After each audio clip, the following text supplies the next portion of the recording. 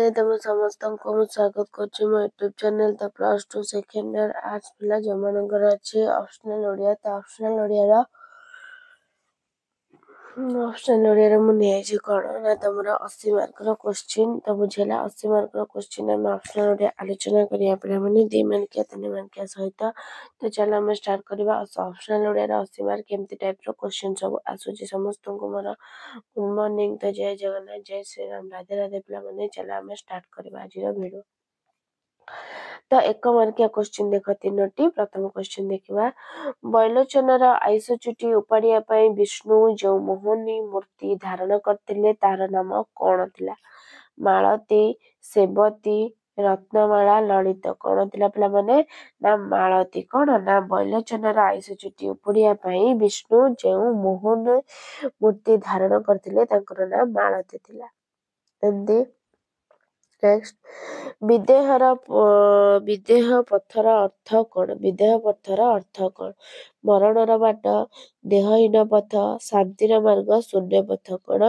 ना मरणर बाट next केउठाकू sir पिंधिबाकू Parshuram कहिथिले इहलोक स्वर्गलोक पाताललोक परलोक केउठिकी ना परलोक केउठी ना सर पिंधिबाकू परशुराम कहिथिले परलोक तापरे 1 मार्किया 2टा शिवधनु केउ असुरर प्राणनाशक थिला शिवधनु केउ असुर ना शिवधनु त्रिपुरासुरर प्राणनाशक थिले नेक्स्ट 1 मार्किया 2टा आसीबो प्रेम विरह विच्छेद रे किए प्रेमी जुगल को जंत्रणा जर्जरित करिथांती किए ना प्रेम विरह विच्छेद रे कंदर्प प्रेमी जुगल को जंत्रणा जर्जरित करिथांती तापरे 2 मार्किया क्वेश्चन आसीबो 2 मार्किया क्वेश्चन करबो 3टी तो जा 4टी देइथिबो तुमे 3टी करिवो परशुराम को दंभ करिबाकू किए किपरि चूर्ण करिसंती ना परशुराम भेट कविता रे कवि बलराम दास उल्लेख करछंती परशुराम वैष्णव धनु रे गुण चढ़ाई ताहाको रामचंद्र 2 खंड करी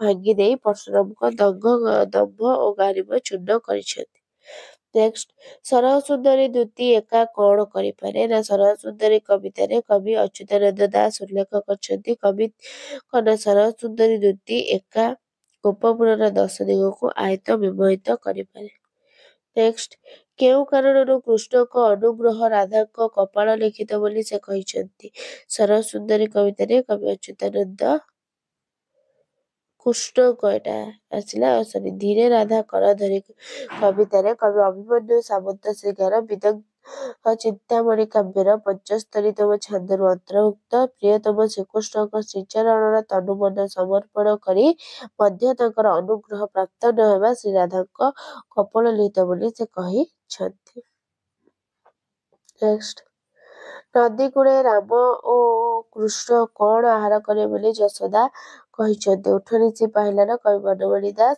ରାମ କୃଷ୍ଣ ଗୋରୁ ଗୋଠ ନେଇ ବନକୁ ଚରାଇବା ପାଇଁ ଯିବେ ନଦୀ ଅନ୍ନ ନେଇ ନଦୀ କୂଳରେ ଆହାର କରିବେ ବୋଲି ଯଶୋଦା କହିଛନ୍ତି ତାପରେ ଆସିଲା ସେମିତି 3 ମାର୍କିଆ ଯେକୌଣସି 2ଟା କରିବ କୃଷ୍ଣଙ୍କ ନିଦରୁ ଉଠାଇବା ପାଇଁ ଯଶୋଦା କେଉଁ ଉପାୟ ଅବଲମ୍ବନ କରିଛନ୍ତି କେଉଁ ଉପାୟ ଅବଲମ୍ବନ କରିଛନ୍ତି ତ ଏଟା 3 ମାର୍କିଆ ଶୁକ୍ରାଚାର୍ଯ୍ୟଙ୍କୁ କେଉଁ ଦେଶରେ ବାମନ ରୂପେ ବିଷ୍ଣୁ କଳା ଦେଇଥିଲେ ତ ଏଟା 3 ମାର୍କିଆ ଲେଖିବ କବିତାର ବର୍ଣ୍ଣନା ଅନୁଯାୟୀ ପରଶୁରାମଙ୍କ ବେଶଭୂଷା ସମ୍ପର୍କରେ ମଧ୍ୟ ଲେଖିବ ତାପରେ 5 ମାର୍କିଆ ମଧ୍ୟ ଗୋଟେ କରିବ ପରଶୁରାମ ଭେଟ ନହେଲେ ଉଠନିଶି ପାହିଲା ତାପରେ ଆସିଲା ପ୍ରବନ୍ଧ ବିଭାଗ କଣ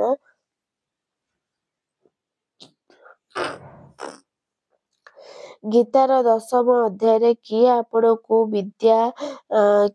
ଆପଣଙ୍କୁ କଣ ନା ବିଦ୍ୟା ମାନଙ୍କ ମଧ୍ୟରେ ଆଧ୍ୟାତ୍ମ ବିଦ୍ୟା ବୋଲି କହିଛନ୍ତି ଶ୍ରୀକୃଷ୍ଣ ଅର୍ଜୁନ ଯୁଧିଷ୍ଠିର ଭୀଷ୍ମ କିଏ କହିଛନ୍ତି ପିଲାମାନେ ନା ଶ୍ରୀକୃଷ୍ଣ କିଏ ନା ଗୀତାର 10ମ ଅଧ୍ୟାୟରେ ଶ୍ରୀକୃଷ୍ଣ ଆପଣଙ୍କୁ ବିଦ୍ୟାମାନଙ୍କ ମଧ୍ୟରେ ଆଧ୍ୟାତ୍ମିକ ବିଦ୍ୟା ବୋଲି କହିଛନ୍ତି ନେକ୍ସଟ ରାଜାମାନେ ଏବେ କେଉଁଠାରେ ସ୍ମାରକୀ ଭାବରେ ରହିଛନ୍ତି ରାଜ୍ୟରେ ସଂଗ୍ରହାଳୟରେ ବିଦେଶରେ ସ୍ୱର୍ଗରେ କିପରି ନା ରାଜାମାନେ ଏବେ ସଂଗ୍ରହାଳୟରେ ସ୍ମାରକୀ ଭାବରେ ରହିଛନ୍ତି ନେକ୍ସଟ କାହାକୁ ମା ବୋଲି କୁହାଯାଇଛି ପ୍ରକୃତିକୁ ଆକାଶକୁ ନଦୀକୁ ବୃକ୍ଷଲତା କାହାକୁ ନା ପ୍ରକୃତିକୁ ମା ବୋଲି କୁହାଯାଇଛି 1 ମାର୍କିଆ ରହସ୍ୟବାଦ ଅନୁସାରେ ଚେତନା କାହାର ମୂଳ ସତ୍ତା ଭାବରେ ଗୃହୀତ? ରହସ୍ୟବାଦ ଅନୁସାରେ ଚେତନା ଜଗତର ମୂଳ ସତ୍ତା ଭାବରେ ଗୃହୀତ। ନେକ୍ସଟ, କାହା ଦ୍ୱାରା ସତକୁ ମିଛ, ମିଛକୁ ସତ କୁହାଯାଇଥାଏ? କାହା ଦ୍ୱାରା? ନା ବୁଦ୍ଧିର ମାପେଞ୍ଚ ଦ୍ୱାରା ସତକୁ ମିଛ, ମିଛକୁ ସତ କରି ହୁଏ। 2 ମାର୍କିଆ, ଦିବ୍ୟ ଗୀତି ସମୂହରୁ କାହାର ଆଦ୍ୟୋତ୍ସରଣ ଘଟିଥିଲା? ଆଧ୍ୟାତ୍ମିକ ଭିତ୍ତି ପ୍ରବନ୍ଧରେ ପ୍ରାବନ୍ଧିକ ରତ୍ନାକର ପତି ଉଲ୍ଲେଖ କରିଛନ୍ତି, ଭାରତ ଭୂମିର ଆର୍ଯ୍ୟ ଋଷିବୃନ୍ଦ ଯେତେବେଳେ ସରସ୍ୱତୀ ନଦୀ ତଟରେ ପ୍ରକୃତିର ବିରାଟତା ଓ ସୌନ୍ଦର୍ଯ୍ୟ ଦର୍ଶନ କରିଥିଲେ, ସେତେବେଳେ ତାଙ୍କ କଣ୍ଠରୁ ନିଃସୃତ ଦିବ୍ୟଗୀତି ସମୂହର ବେଦର କଣ? ନା ଆଦ୍ୟ ସମୂହରୁ ବେଦର ଆଦ୍ୟ ଉତ୍ସରଣ ଘଟିଥିଲା। ନେକ୍ସଟ, ଚାପଣି ଓ ଦମଣିର ପ୍ରଭାବରେ ମଣିଷ ମନରେ କଣ ସୃଷ୍ଟି ହୁଏ? ଏଇଟା ଆସିଛି ସତ୍ୟହେମ ଜୟନ୍ତ ପ୍ରବନ୍ଧରେ ପ୍ରାବନ୍ଧିକ ଗୋବିନ୍ଦ ଚନ୍ଦ୍ର କଣ? ନା ତ୍ରିପାଠୀ ଉଲ୍ଲେଖ କରିଛନ୍ତି, ଆଲୋଚ୍ୟ ପ୍ରବନ୍ଧରେ ପ୍ରାବନ୍ଧିକ କହିଛନ୍ତି, ଚାପଣି ଓ ଦମଣି ଦ୍ୱାରା ମଣିଷର ଶାରୀରିକ ହେଉ ବା ମାନସିକ ହେଉ କିମ୍ବା ନୈତିକ ହେଉ ଦମିବା ଲୋକଙ୍କ ମନରେ ହୃଦୟରେ ଅଶାନ୍ତି ଅସନ୍ତୋଷ ସୃଷ୍ଟି ହେବ। ନେକ୍ସଟ, ଅସମାନ ମାନଙ୍କର ପ୍ରତିଦ୍ୱନ୍ଦିତା ପୃଥିବୀର କଣ ସୃଷ୍ଟି କରୁଛି? କଣ?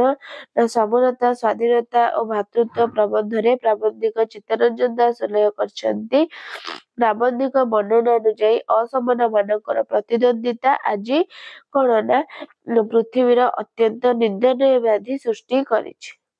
ତାପରେ ନାରୀ ଓ ପ୍ରକୃତି କିପରି ଜଡ଼ିତ ବୋଲି ଏ ପ୍ରବନ୍ଧରେ କୁହାଯାଇଛି? ନାରୀ ପ୍ରକୃତି ନା ଛୋଟ ହିଁ ସୁନ୍ଦର ପ୍ରବନ୍ଧରେ ପ୍ରାବନ୍ଧିକ ଶରତ କୁମାର ମହାନ୍ତି ପ୍ରକୃତିକୁ ଶୋଷଣ କରିବା ଓ ନାରୀ ନିର୍ଯାତନା ଅଙ୍ଗାଙ୍ଗୀ ଭାବେ ଜଡ଼ିତ।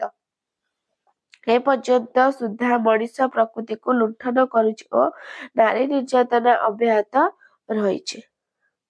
ତାପରେ 3 ମାର୍କିଆ ସେମିତି କରିବ, ଏକବିଂଶ ଶତାବ୍ଦୀରେ ରାଜାମାନଙ୍କର ସ୍ଥିତି କିପରି ରହିଛି? ନାରୀ ଭାବ କହିଲେ କଣ ବୁଝ? ବାକ୍ ଶକ୍ତି ହିଁ ବ୍ରହ୍ମ ଶକ୍ତି ବୋଲି କୁହାଯିବାର କାରଣ କଣ? 5 ମାର୍କିଆ ସେମିତି 2ଟାରୁ ଗୋଟେ କରିବ। ତାପରେ ଆସିଲା ଗଳ୍ପ ବିଭାଗ, ତ ଗଳ୍ପ ବିଭାଗରେ ସେମିତି 3ଟା MCQ ଆସିବ ତମର କଣ? ଧନୀ ଓ ପାଶ୍ଚାତ୍ୟ ସଭ୍ୟତାର ପୂଜାରୀ ପରିବାର ଘରେ କାହାର ଅବସ୍ଥା ବହିଷ୍କୃତ ନୁହଁ ପରିତ୍ୟକ୍ତ? କାହାର ଅବସ୍ଥା ପିଲାମାନେ? ମନୁଷ୍ୟର, ପଶୁର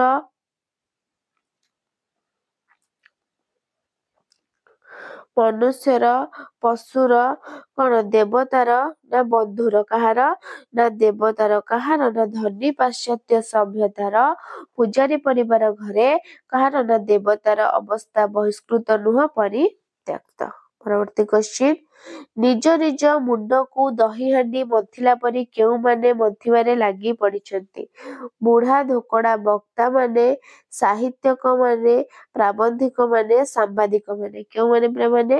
ନା ବୁଢ଼ା ଧୋକଡ଼ା ବକ୍ତାମାନେ। ନେକ୍ସଟ, ସେଦିନ ପିକନିକରେ ସରଳା କହୁଥିଲା, କିଛି ଦିନ ପରେ ସ୍ୱାମୀମାନେ କଣ ହୋଇଯାନ୍ତି? ଦାୟିତ୍ୱବାନ, ଅବାଜ୍ଞା, କର୍ତ୍ତବ୍ୟପରାୟଣ, ସ୍ନେହପ୍ରବଣ। କଣ ହୋଇଯାନ୍ତି ପିଲାମାନେ? ନା ଅବାଜ୍ଞା। କଣ? ନା ସେଦିନ ପିକନିକରେ ସରଳା କହୁଥିଲା, କିଛି ଦିନ ପରେ ସ୍ୱାମୀମାନେ ଅବାଜ୍ଞା ହୋଇଯାନ୍ତି। ତାପରେ 1 ମାର୍କିଆ, ଆମ ଦେଶର ରତ୍ନମାନଙ୍କୁ କିଏ ଖାତିର କରୁନଥିଲେ? ଆମ ଦେଶର ରତ୍ନମାନଙ୍କୁ କିଏ? ନା ଆମ ଦେଶର ରତ୍ନମାନଙ୍କୁ ଗୋରା ଶାସକମାନେ କଣ? ନା ଖାତିର କରୁନଥିଲେ। ନେକ୍ସଟ, ବ୍ରେକଫାଷ୍ଟ ଦେଇସାରି ଚନ୍ଦ୍ରମଣି କଣ ପାଇଁ କିଚେନ ଆଡ଼କୁ ଚାଲିଥିଲା?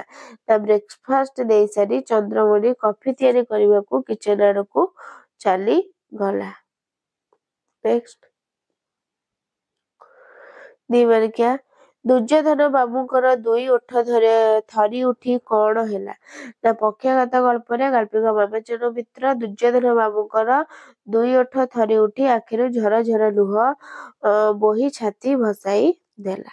ନେକ୍ସଟ, ମାଙ୍କୁ ରିକ୍ସାରେ ବସାଇବାର କେତେ ସମୟ ପରେ ଚୂଡ଼ାମଣି ଫୋନ କଲଟିଏ ପାଇଲେ? ନା ମା ଶ୍ରେଣୀ ଗଳ୍ପରେ ଗାଳ୍ପିକ ଶାନ୍ତନୁ କୁମାର ଆଚାର୍ଯ୍ୟ ମାଙ୍କୁ ରିକ୍ସାରେ ବସାଇବାରେ ପ୍ରାୟ 15 ମିନିଟ ପରେ ଚୂଡ଼ାମଣି ଫୋନ କଲଟିଏ ପାଇଲେ। ନେକ୍ସଟ ସେ ବର୍ଷ ମିହିର ଜୟନ୍ତୀ ଆସୁ ଆସୁ ଦୈବାତ କୁଆଡେ ପଶିଗଲା।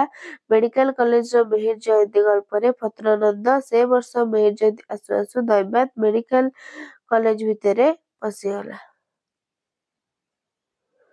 ତାପରେ 3 ମାର୍କିଆ ସେମିତି କରିବ। ଦୁର୍ଯ୍ୟୋଧନଙ୍କ ପକ୍ଷାତ ରୋଗ କିପରି ଆକ୍ରମଣ କରିଥିଲା? ସଭାପତି ସଭା ଶେଷରେ ତାଙ୍କ ବକ୍ତୃତାରେ କଣ କହିଥିଲେ? ଚୂଡାମଣି ଓଡିଶାର ଗାଁ ଗଣ୍ଡା ଲୋକଙ୍କ ସହିତ ବେଶ ଖୁବ ପରିଚିତ କହିବାର ତାତ୍ପର୍ଯ୍ୟ କଣ?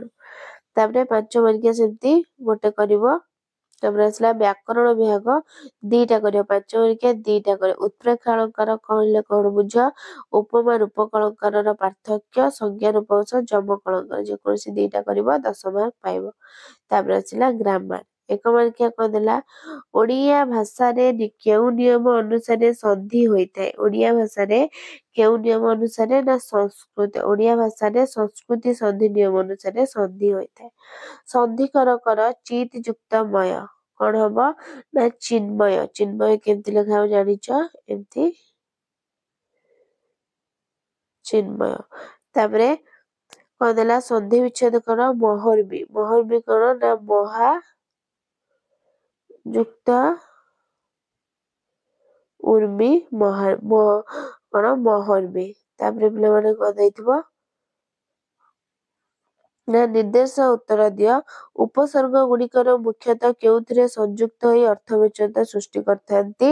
ନା ଉପସର୍ଗ ଗୁଡିକ ମୁଖ୍ୟତଃ କ୍ରିୟା କ୍ରିୟାମୂଳ ବା ଧାତୁ ପୂର୍ବରେ ସଂଯୁକ୍ତ ହୋଇ ଅର୍ଥବୈଚିତ୍ର୍ୟ ସୃଷ୍ଟି କରିଥାନ୍ତି। ହାର ଶବ୍ଦର ଉପସର୍ଗ ବ୍ୟବହାର କରି 2ଟି ନୂତନ ଶବ୍ଦ। ହାର ସମ ଯୁକ୍ତ ହାର ସଂହାର ପ୍ରଯୁକ୍ତ ହାର ପ୍ରହାର। ସେମିତି ଶେଷ ପିଲାମାନେ ଓଡ଼ିଆ ଭାଷାରେ ପ୍ରଚଳିତ ଅଣସଂସ୍କୃତ ଉପସର୍ଗ ବ୍ୟବହାର କରି 2ଟି ଶବ୍ଦ। ଅଣସଂସ୍କୃତ ହେଲା ଦର ଫୁଟା ଦର ସିଝା। ତ ପିଲାମାନେ ଇଏ ଥିଲା ତମର ଅପସନାଲ ଓଡ଼ିଆର 80 ମାର୍କର କ୍ୱେଶ୍ଚିନ୍ ଆନ୍ସର। ଭିଡ଼ିଓଟି ଭଲ ଲାଗିଥିଲେ ଲାଇକ୍ ସେୟାର ସବସ୍କ୍ରାଇବ କରିଦେବ। ରହୁଛି ଧନ୍ୟବାଦ। ଜୟ ଜଗନ୍ନାଥ।